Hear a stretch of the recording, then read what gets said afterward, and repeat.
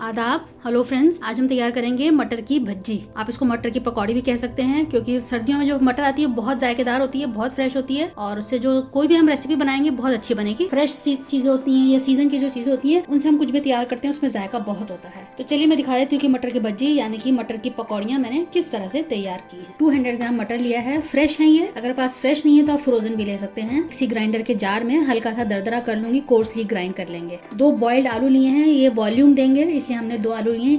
अगर ये बड़ा है तो 1 ले लीजिएगा। 2 हरी मिर्च हो गई, 1 प्याज को मैंने अंडे जैसे काट लिया है, हरा धनिया हो गया। पहले हम सारी चीजों को एक बोल में डाल के मिक्स कर लेते हैं। इनको हम बिल्कुल पेस्ट की तरह कर लेंगे, इनको दरदरा कर लेंगे। बाकी सारी चीजें कटी हुई हैं, हरी मिर्च भी काटेंगे। तो ये मटर हो गया जिसको हमने दरदरा किया। आप देख लें एक बार, कुछ मोटा है कुछ बारीक हो गया है, तो इस तरह से कर लिया है। आलू, हरी मिर्च, प्याज, हरा धनिया, थोड़ा लहसुन और अदरक का पेस्ट डाला है, ½ टीस्पून। 2 से 3 चम्मच हम बेसन डालेंगे, ये बाइंडिंग का काम करेगा और थोड़ा क्रिस्पीनेस आएगा। 1/4 टीस्पून हल्दी, ½ टीस्पून कश्मीरी लाल मिर्च है, ये लाल मिर्च कलर के लिए है और मिर्च के लिए हमने हरी मिर्च डाली है। थोड़ी सी नॉर्मल वाली लाल मिर्च भी डाल देंगे।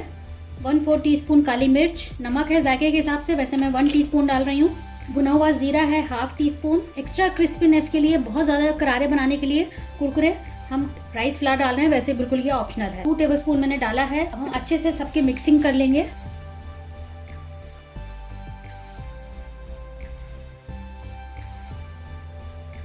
थोड़ा सा नींबू डालेंगे। एक खास इंग्रेडिएंट है जो है कलौंजी। थोड़ा सा डालेंगे बेकिंग सोडा। इससे क्या होगा कि थोड़ी लाइट हो जाएंगे, क्योंकि आलू और मटर की वजह से थोड़ी हैवी हो सकती हैं, तो लाइटनेस आएगी पकौड़ियों में, इसलिए हमने बेकिंग सोडा डाला है, वैसे बिल्कुल ऑप्शनल है। अब सारी इंग्रेडिएंट को एक बार और अच्छे से मिक्स कर लेंगे। बस 1-2 चम्मच इसमें हम पानी डालेंगे, थोड़ा सा ढीला करने के लिए, बहुत ज़्यादा टाइट है। 2 चम्मच मैंने पानी डाला है। तो अच्छे से मिक्सिंग हो गई है। मैंने ऑयल गरम करने के लिए रख दिया है, इसको हम फ्राई करेंगे। इस तरह से आप शेप आप कुछ भी बना सकते हैं, तो इस तरह से हम बना के इस तरह से डालेंगे। तेल गरम हो गया है, इसमें हम पकौड़ी डाल देते हैं।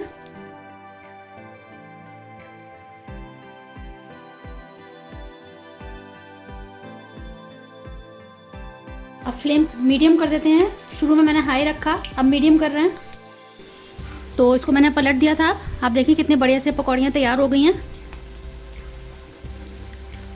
कुछ टिप्स हैं, मैं आपको बता देती हूँ, रिपीट कर देती हूँ। आप तलते वक्त ध्यान रखना होगा कि बिल्कुल हाई फ्लेम पे आप उसको डालिएगा, क्योंकि अगर कम गरम तेल रहेगा तो उससे सारा जो मटर है बिखर जाएगा। क्योंकि मटर को हमने पीसा है, उसको बाइंड करने के लिए हमने बेसन और आलू डाला है, और तेल हल्का गर्म होगा, उसमें बिखरने का डर रहेगा, इसलिए आप तेल को बिल्कुल तेज गर्म करके डालिएगा। फिर उसके बाद बेशक आप चाहे फ्लेम को मीडियम कर दें, तभी आपके अच्छे बढ़िया सी इस तरह की कुरकुरी पकौड़ियाँ तैयार होंगी। तो बहुत ही लजीज बनी। और आप उसमें जो है राइस फ्लावर जो है अपने हिसाब से डाल सकते हैं। मैंने 2 से 3 चम्मच डाले हैं, जितना जरूरत हो बाइंड कर जाए तब उतना आप डाल लीजिएगा। पहले एक तल के देख लीजिएगा, बिखर तो नहीं रहा, तो तब आप उसको नमक भी चख लीजिएगा एक तलने के बाद, तब आप बाकी भी तैयार कर सकते हैं। तो अब ये हो गए हैं, इनको मैं निकाल लेती हूँ। आप देखें कितने बढ़िया से तैयार हुए हैं। इनमें जो हमने कलौंजी डाली है बहुत फ़ायदेमंद भी है कलौंजी, इससे बहुत जायका भी बढ़ जाता है। अगर आप ये नहीं पसंद है तो आप इसमें अजवाइन भी डाल सकते हैं, सर्दियों में अजवाइन बहुत अच्छी लगेगी। तो इन सबको मैं निकाल लेती हूँ।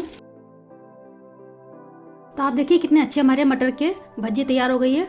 आप मटर की पकौड़ियाँ बनाइएगा, फीडबैक दीजिएगा। सर्दियों में जो मटर है बहुत फ्रेश आती है, तो इसलिए उसकी जो पकौड़ियाँ हैं वो भी बहुत जायकेदार बनती हैं।